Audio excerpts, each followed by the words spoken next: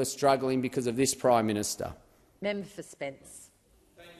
Speaker, I must say it's been a while since I've put myself in the trenches for a matter of public importance.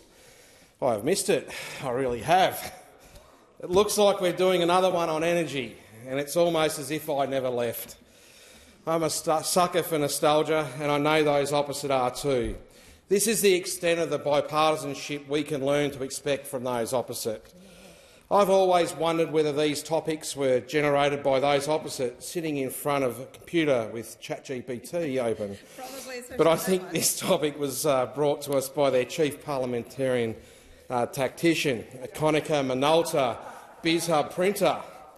There will be carbon copies under an opposition they lead.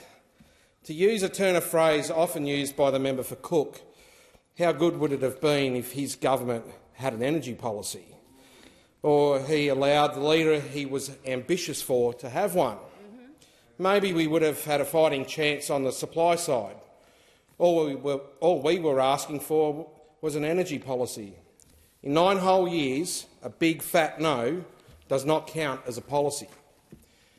Every MPI, whether it be interest rates, cost of living, energy prices, are totally devoid of responsibility. And frankly, it's only a Tuesday.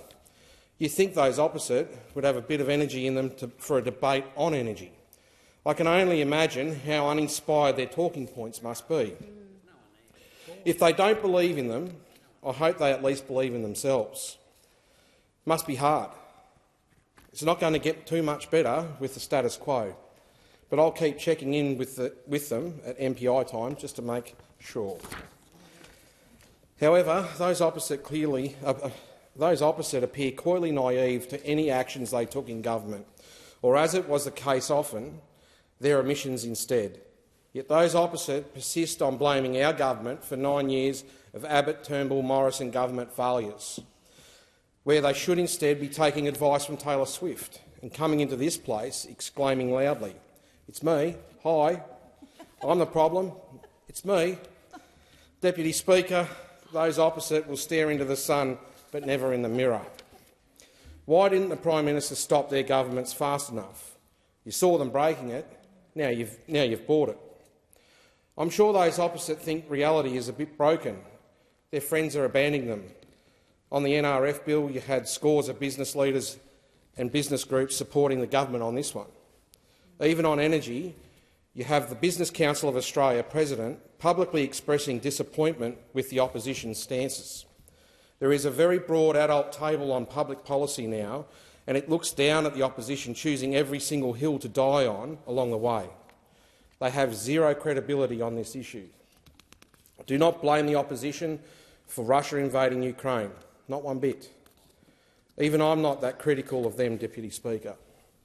But it would have been nice had they possessed a cogent energy policy in the years, or even months in the lead-up to Russia commencing their illegal invasion. We knew there would be one big mess to clean up when those opposite moved out of their old home on the Treasury benches, but nobody could have expected it to be as bad. We all know the member for Hume was so embarrassed he decided to kick the mess underneath the couch on his way out. But the Albanese Labor government saw the domestic settings going against us due to the policy void left with those opposite intersecting with pressures from abroad, and the government acted on it. We had an energy policy through the parliament within months. It didn't take us 9 years, only not to have a policy at all. Those opposite can see the same numbers we can, showing the default market offsets, showing as a direct result of government intervention is substantially lower than what the Australian Energy Regulator advised of. I'm sure this was by accident. They'll use figures to distort the picture, but everyone has woken up to the game those opposite are playing, the smoke and mirrors and political immaturity. With the way they are going, forget their best day in opposition. They're still to experience their worst. Thank you, Speaker. Thank you. Member for Groom.